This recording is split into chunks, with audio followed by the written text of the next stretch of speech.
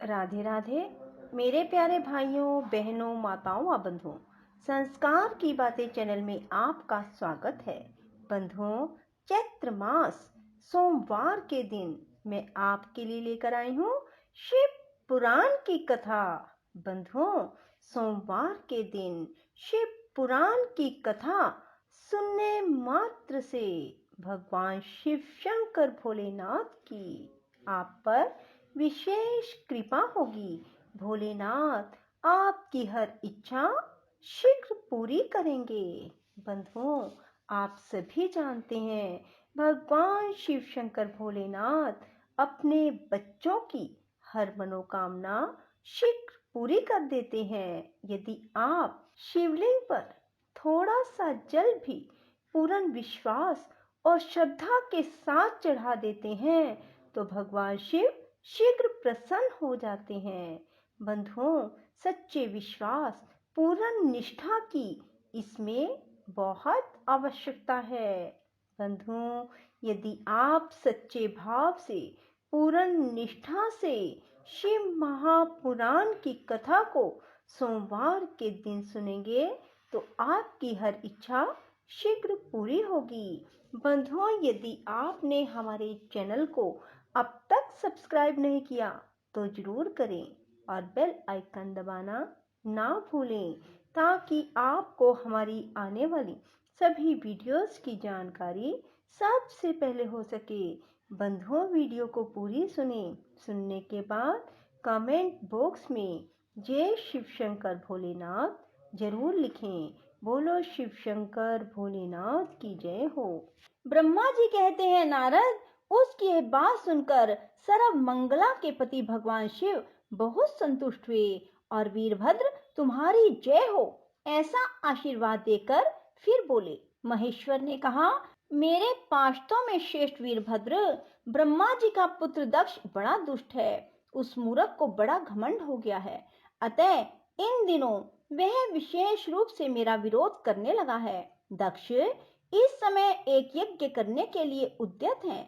तुम याग परिवार सहित उस यज्ञ को भस्म करके फिर शीघ्र मेरे स्थान पर लौट आओ। यदि देवता, गंधर्व, यक्ष अन्य कोई तुम्हारा सामना करने के लिए उद्यत हो तो उन्हें भी आज ही शीघ्र और सहसा भस्म कर डालना। दधीच की दिलाई हुई मेरी शपथ का उल्लंघन करके जो देवता आदि वहां ठहरे हुए हैं उन्हें तुम निश्चय ही प्रयत्न पूर्वक जलाकर भस्म कर देना। जो मेरी शपथ का उल्लंघन करके गर्वयुक्त हो वहां ठहरे हुए हैं वे सब के सब मेरे द्रोही हैं, अतः उन्हें अग्निमयी माया से जला डालो। दक्ष की यज्ञशाला में जो अपनी पत्नियों और सारभूत उपकरणों के साथ बैठे हों उन सबको जलाकर भस्म कर देने के पश्चात फिर शीघ्र लौट आना। तुम्हारे वहां जाने पर विश्वदेव आदि देवगण भी यदि सामने आ तुम्हारी सादर स्तुति करें तो भी तुम उन्हें शीघ्र आग की ज्वाला से जलाकर छोड़ना।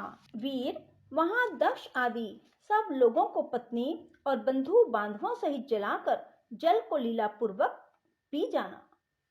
ब्रह्मा जी कहते हैं, नारद, जो वैदिक मर्यादा के पालक, काल के भी शत्रु तथा सब के ईश्वर हैं, वे भगवान रुद्र रोष से लाल आंखें किए महावीर वीरभद्र से ऐसा कहकर चुप हो गए। ब्रह्मा जी कहते हैं, नारद, महेश्वर के इन वचनों को आदर पूर्वक सुनकर वीरभद्र बड़ा संतुष्ट हुआ। उन्होंने महेश्वर को प्रणाम किया। इसके बाद उन देवादिदेव शूली की उपयुक्त आज्ञा को शिरोधार्य करके वीरभद्र वहां से शीघ्र ही दक्ष के यज्ञ मंडप की ओर चले। भगवान शिव ने केवल शोभा के लिए उनके साथ करोड़ों महावीर गणों को भेज दिया जो प्रलय अग्नि के समान तेजस्वी थे। वे कौतूहलकारी प्रबल वीर प्रमथगण वीरभद्र के आगे और पीछे चल रहे थे। काल के भी काल भगवान रुद्र के वीरभद्र सहित जो लाखों पार्षद गण थे उन सब का स्वरूप रुद्र के समान था। उन गणों के साथ महात्मा वीरभद्र भगवान शिव के समान ही वेशभूषा धारण किए रथ पर बैठकर यात्रा कर रहे थे। उनके 1 सहस्त्र भुजाएं थी, शरीर में नागराज लिपटे हुए थे। वीरभद्र बड़े प्रबल और भयंकर दिखाई देते थे। उनका रथ बहुत ही विशाल था।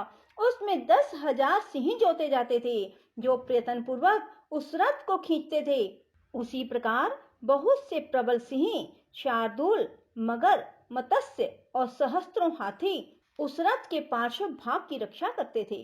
काली, कात्यायनी, ईशानी, चामुंडा, मुंडमर्दिनी, भद्रकाली, भद्रा, त्वरिता और वैष्णवी इन नव दुर्गाओं के साथ तथा समस्त भूत गणों के साथ महाकाली दक्ष का विनाश करने के लिए चली। डाकिनी, शाकिनी, भूत, प्रमद, गुहक, कुष्मांड, परपट, चटक, ब्रह्म राक्षस, भैरव, क्षेत्रपाल आदि ये सभी वीर भगवान शिव की आज्ञा का पालन एवं दक्ष के यज्ञ का विनाश करने के लिए तुरंत चल दिए। इसके सिवा 64 गणों के साथ योगिनियों का मंडल भी सहसा कुपित हो दक्ष यज्ञ का विनाश करने के लिए वहां से प्रस्थित हुआ। इस प्रकार कोटि कोटि गण एवं विभिन्न प्रकार के गणाधीश वीरभद्र के साथ चले। उस समय भेड़ियों की गंभीर ध्वनि होने लगी। नाना प्रकार के शब्द करने वाले शंख बज उठे। भिन्न भिन्न प्रकार की सींगे बजने लगी। महामुने सेना सहित वीरभद्र की यात्रा के समय वहां बहुत से सुखद शगुन होने लगे। इस प्रकार जब प्रमथ गणों सहित वीरभद्र ने प्रस्थान किया तब उधर दक्ष तथा देवताओं को बहुत से अशुभ लक्षण दिखाई देने लगे। देवऋषि यज्ञ विध्वंस की सूचना देने वाले त्रिविध उत्पात प्रकट होने लगे। दक्ष की बाईं आंख, बाईं भुजा और बाईं जांघ फटकने लगी। तात वाम अंगों का वह फटकना सर्वथा अशुभ सूचक था और नाना प्रकार के कष्ट मिलने की सूचना दे रहा था। उस समय दक्ष की यज्ञशाला में धरती डोलने लगी। दक्ष को दोपहर के समय दिन में ही अद्भुत तारे दिखने लगे। दिशाएं मलिन हो गई। सूर्यमंडल चितकबरा दिखने लगा। उस पर हजारों घेरे पड़ गए जिससे वह भयंकर जान पड़ता था। बिजली और अग्नि के समान दीप्तिमान तारे टूट टूट कर गिरने लगे और भी बहुत से भयानक अपशगुन होने लगे।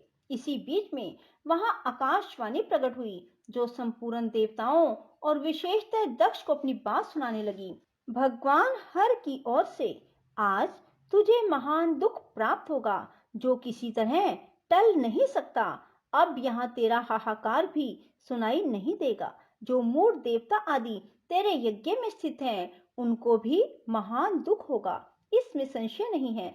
ब्रह्मा जी कहते हैं, मुने आकाशवाणी की यह बात सुनकर और पूर्वक अशुभ सूचक लक्षणों को देखकर दक्ष तथा दूसरे देवता आदि को भी अत्यंत भय प्राप्त हुआ।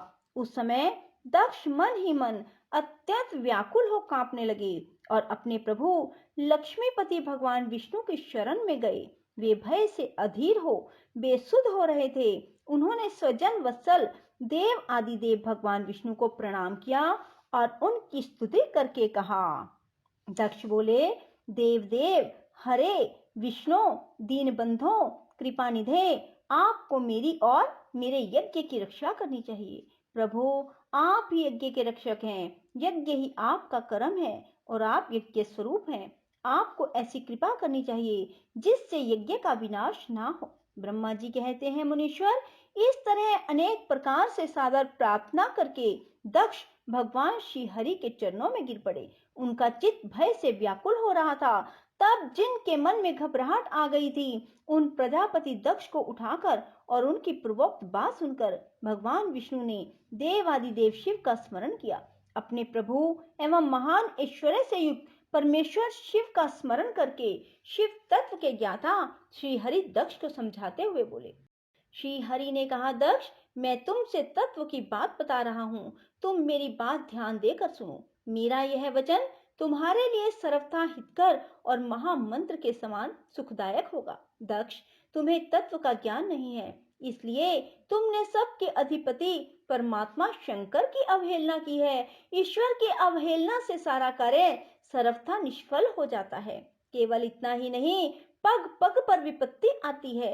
जहाँ अपूज्य पुरुषों की पूजा होती है और पूजनीय पुरुष की पूजा नहीं की जाती, वहां दरिद्रता, मृत्यु, भय ये 3 संकट अवश्य प्राप्त होंगे।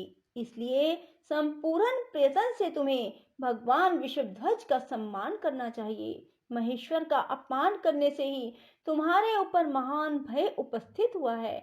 हम सब लोग प्रभु होते हुए भी आज तुम्हारी दुर्नीति के कारण जो संकट आया है उसे टालने में समर्थ नहीं है। यह मैं तुमसे सच्ची बात कहता हूँ। राधे राधे। जय श्री कृष्णा।